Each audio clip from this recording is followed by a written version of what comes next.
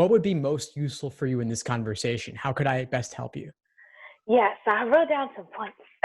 I know we have 15 minutes, but okay. So I was analyzing my past like practice exams and even my well, I think one of them was disclosed. One of my LSATs was disclosed, and a lot of my problems stemmed from reading comprehension and logic games, specifically like combination games and grouping games. That's what Blueprint calls it. I shouldn't have mentioned your name, but No, that's it's what they fine. It's called it. fine. I mean, I guess I would like some tips on how to approach reading comprehension, especially. I feel like whenever I read the passages during test day, I'm like zoning out, and I have to like literally shake my head and focus. And let me see. Another question I have is like, so conditional reasoning, like conditional logic, whatever, like, will that be present throughout the exam? I feel like when I took the July and September exam, maybe because I wasn't looking for it, I didn't really see it. I mean, I feel like that's obviously the framework I need to have to approach these problems throughout the LSAT period. But I don't know. I answer my own question, but I just feel like I don't know how to, I guess, spot it sometimes. I don't know. I feel like I'm such a what's the word? A rookie when it comes to the LSAT, and I've been studying over a year for the LSAT. I still can't get it right. Yeah, the LSAT requires a lot of us, and it's really good at making smart people feel stupid. You know, I still feel like a beginner sometimes with regard to certain specific things. It's a journey Yeah. that is never really over. And whenever I discover something new about it, I'm like, Mm-hmm. wow, I had no idea. How could I have been at Right. it for so long and not seen it in this particular way? Right. So I heard two big things I want to pull out that we could just use as jumping off points right now. Okay. One of them is approaching reading comprehension, and the other is the conditionality, conditional statement. So for reading comp, Right. let's start there. How are you currently going about it, and what's your note taking like with regard to that section? So I try to, and I think this is where I mess up with reading comprehension. Each paragraph I read, I try to pull key elements out, but I feel like whatever I deem as like key, like when I get to the questions, I don't see, what I pulled out, what I kind of paraphrase about that paragraph itself. So I take each paragraph and I paraphrase it. So that's how I approach reading comprehension at the moment. How long is it taking you to take these notes? It takes me a very, very, very, it takes me a long time. On test day, I found myself losing track of time. Like every section, losing track of time. So it takes me a very, very long time to take notes.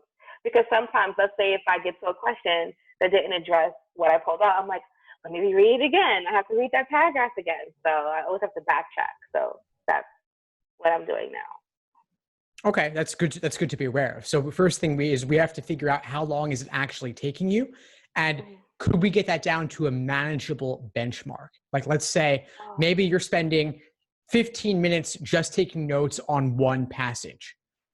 Maybe, we don't know because we're not tracking the time, right? So give it a shot once and see what that's like.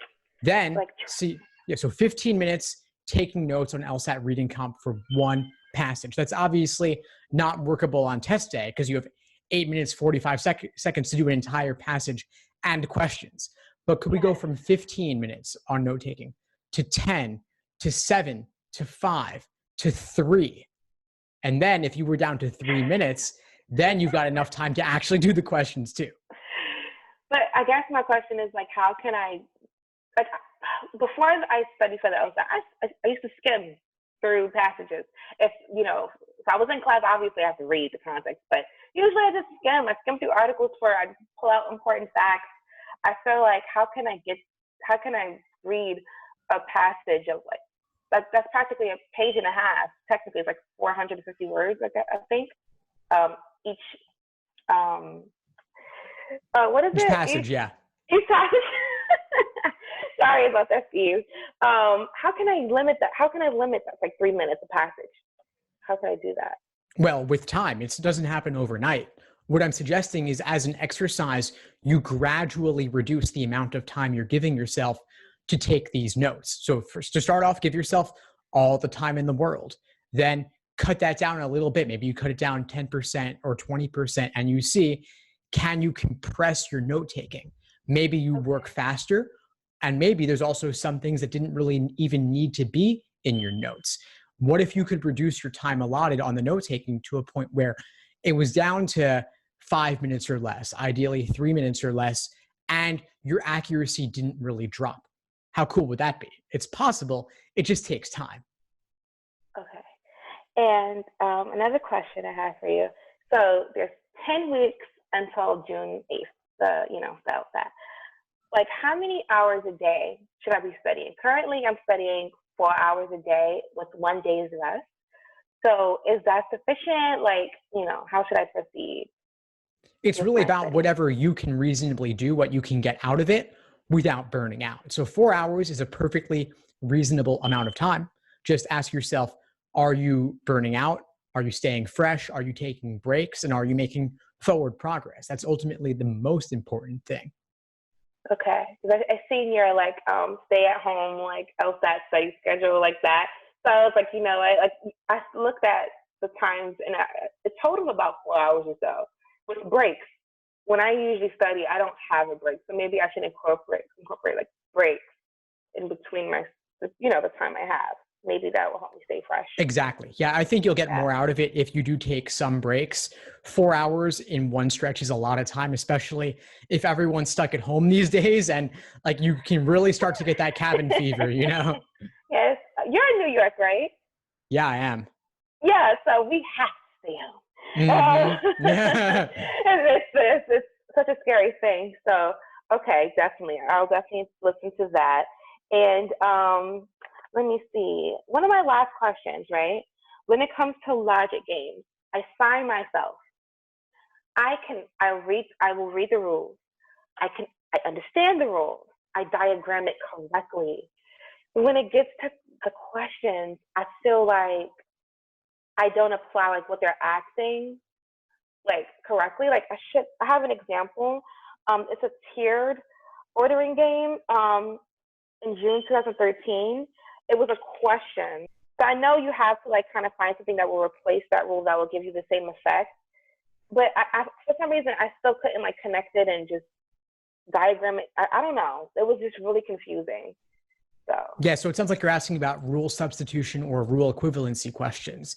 They're asking which one of the following, if substituted for the yes, original rule, would have an identical effect, changing nothing at all. yes. These seem tough, and they were only introduced fairly recently, starting with exam number 57, which is from June 2009. Okay. So they started back then. They've appeared on nearly every exam since then. And because they appear so infrequently, only once per exam, and they weren't even prior to 57, people feel like they're strange and different. In reality, they're not that different. They're just unfamiliar because they're rare. So, what I would suggest for you, once again, as an exercise, is to do several of these in a row. So, exams 57 through 66, let's say, do the 10 logic games containing those specific questions. For each game, do the setup for the game, diagram the rules, make your inferences, and then do only that single question associated. So you're doing these by type. You're not doing the other questions in the game. You're not doing the others in the sections. What you're doing is you're just allowing yourself to see the common patterns associated with solving this question type. Okay. And I mean, with you and the LSAT, right? I know that you did a lot of practice tests. Um, like, how come you didn't burn out after all of that time? Like, was it consistent, or did you take breaks? Like, 1 year, then next year, then. Well, you went to law school, right? If you mind me asking. No, I actually didn't go to law school. What? I got So you just sidetracked with like the this? LSAT. I got obsessed with it. Oh my gosh. Crazy, right? That is crazy. So, like, okay. So I don't know, like, how did you become obsessed? Like, I don't know, like, this test to me, it gives me a huge headache. And I need to have a different approach. I need to treat it like it's fun and treat it like it's a puzzle. It is a puzzle that I need to figure out, but I guess like how to kind of get over that. That's the question.